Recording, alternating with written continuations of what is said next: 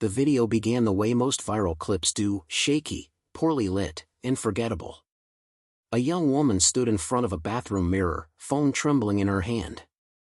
Her eyes were red, not from tears, but from something deeper, fear sharpened into certainty. "If anything happens to me," she said, her voice barely louder than a whisper, "please remember this face." The clip ended abruptly. 12 hours later, the internet made her famous. 72 hours later, she was dead. Before we dive into the main story, like and subscribe to our YouTube channel and click on the bell notification button for more interesting video like this. Aaliyah Brooks wasn't a celebrity, not at first. She was 23, living in a rented apartment above a closed-down laundromat, surviving on sponsored posts and brand deals that paid more in exposure than cash. Her followers, just under 300,000, knew her as Lialiv, the girl who smiled through anything. Her content was soft and comforting, late-night talks, motivational quotes over lo-fi beats, get ready with me videos filmed at dawn. She spoke often about healing, about trusting people, about love finding you when you least expect it. What her audience didn't know was that for the last 3 months, someone had been watching her far more closely than the algorithm ever could. It started with comments. "You saved my life. I know what you're going through. We're the same, you and me." At first, Aaliyah replied. She pinned one of his comments, even thanked him publicly. His username was unremarkable, at only for Leah, but his presence became impossible to ignore. He commented within seconds of every post. He stitched her videos before anyone else could.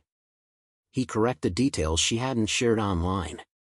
When she joked about needing coffee, a message arrived: "Try the cafe on 8th Street. You always go there on Tuesdays." She never told anyone she went there on Tuesdays. Influencers are taught to accept obsession as part of success. Fans blur lines. Parasocial relationships thrive on intimacy that feels personal but isn't supposed to be real. But this felt real.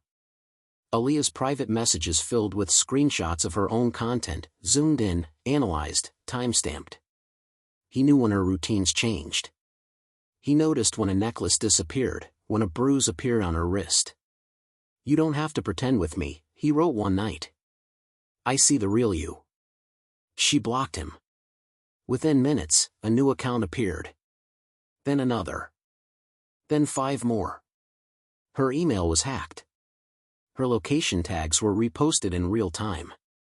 A fake account using her face began messaging her followers, spreading rumors, leaking private photos that only someone close, or someone watching very carefully, could have obtained. Aaliyah stopped posting. Her silence only made the attention louder. Followers demanded updates. Brands threatened contracts. The algorithm punished her disappearance. And then the first deepfake appeared. A video of Aaliyah, crying, confessing to crimes she never committed. It spread faster than the truth ever could. By the time she denied it, the damage was done. Comment sections turned hostile. Sponsors vanished overnight. She went live once, just once, to explain. "I don't feel safe anymore," she said, forcing a smile that cracked halfway through. "Please. I just need time." The stream cut out after 11 minutes. That was the last time her followers saw her alive. Police found Aaliyah's body 3 days later in her apartment. No forced entry. No signs of struggle. Her phone lay beside her, screen lit, unlocked, something her friends said she never did. The cause of death was ruled a homicide. The method was chillingly precise. Investigators discovered that someone had accessed her smart devices remotely. Her door locks. Her camera. Even her voice assistant. Every movement in her apartment had been logged. Every word spoken aloud, recorded. The stalker hadn't broken in. He'd logged in. Digital forensics traced the access through multiple burner accounts, VPNs, and encrypted apps. But one detail stood out: the activity mirrored Aaliyah's own habits perfectly: posting times, sleep schedules, content drafts. It was as if someone had been rehearsing her life. Then the final post went up. On Aaliyah's verified account. A black screen. White text. You watched. You shared. You stayed silent. The caption read, "This is what love looks like when the internet helps it grow." The post reached 10 million views before it was taken down. Public outrage exploded. News outlets dissected every frame of her content, every comment she'd liked, every moment where the warning signs had been missed. Followers asked themselves the same question: did we help him find her? Police arrested a suspect weeks later, a data analyst who'd never met Aaliyah in person. No criminal record. No prior history of violence. Just a man who knew how to scrape data, exploit APIs, and turn online intimacy into access. During interrogation, he said something that made even veteran detectives uneasy. "I didn't stalk her," he insisted.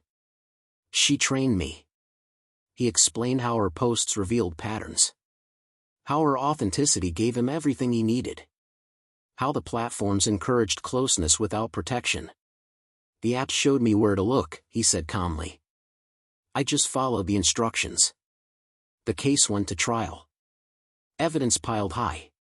The verdict seemed inevitable. But then Aaliyah's family received a message. From an unverified account. Attached was a draft video, never posted, never seen before, recorded 2 days after the police said Aaliyah had died. In it, she looks directly into the camera. Not afraid. Not crying. Just calm. "If you're watching this," she says softly, "then it means they still don't understand how this really happened." The video cuts off mid-sentence. The metadata is real. The timestamp checks out. And the account that sent it? It's still active. Posting. Waiting. Watching. Because in a world where everyone is online, the most dangerous crime isn't being seen. It's being known. Want more stories like this? Hit like and subscribe so you don't miss any of our story, because this is just getting started.